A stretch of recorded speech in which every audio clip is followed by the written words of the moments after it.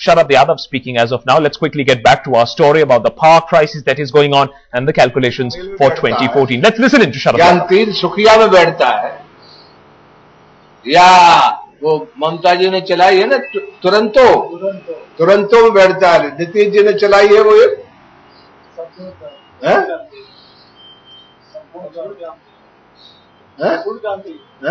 संपूर्ण क्रांति। और संपूर्ण क्रांति का नारा था जयप्रकाश जी के, वो उनके बहुत सहयोगी रहे।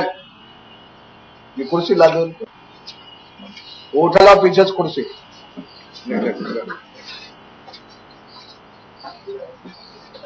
तो ये जो ट्रेनें हैं और सबसे ज्यादा आदमी इस देश की जनता बैठ रही है। देश की जनता यदि सबसे ज्यादा सुगम और सरल और सहज कोई यात्रा है तो वो ट्रेन की करती है। तो मेरी विनती है सारी पार्टी के लोगों से, क्योंकि मैं सब पार्टी का वो तो है नहीं मेरे पास, वो तो अलग अलग पार्टी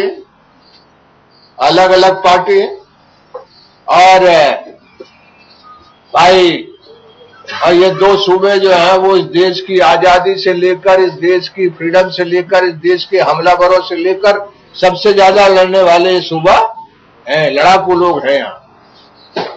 तो जोश में आकर के वो ये काम कभी करते कि वो इंजन को और ट्रेन को रोक लेते।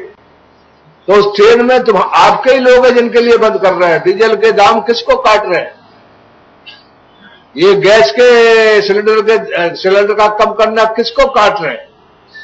वो वही लोग उसमें बैठे हुए हैं। इसलिए हमारे आंदोलन की सफलता इससे भी है।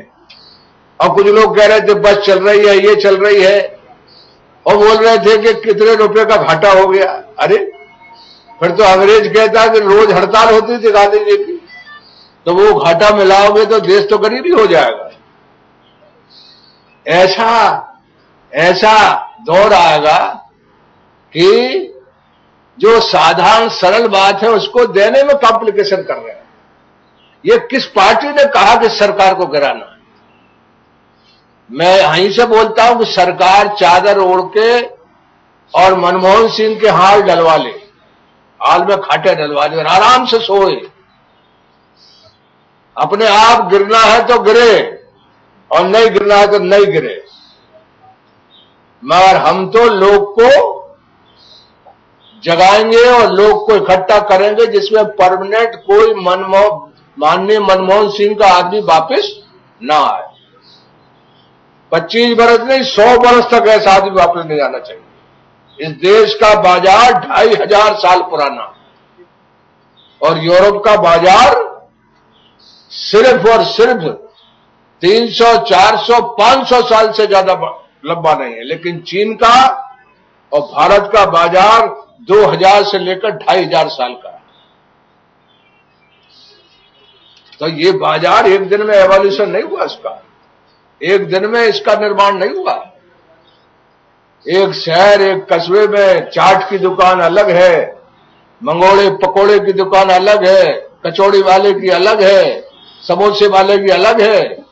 ये वालमार्ट का दुकान कहां से ये मंगोड़ा बनाने वाला उम्र खर्च करता है, पोहे बनाने वाला, कचौड़ी बनाने वाला उम्र भर दे देता है।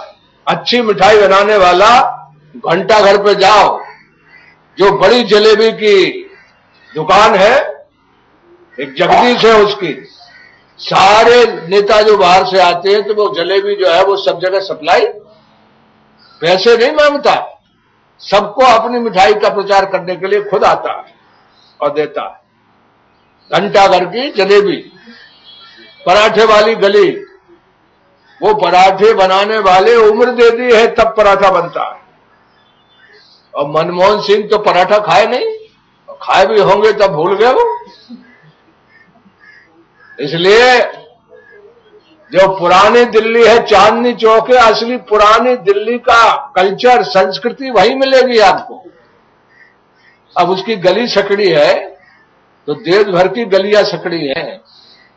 ये साउथ दिल्ली तो आपने अभी अभी बनाई है, वो सदियों पुरानी है।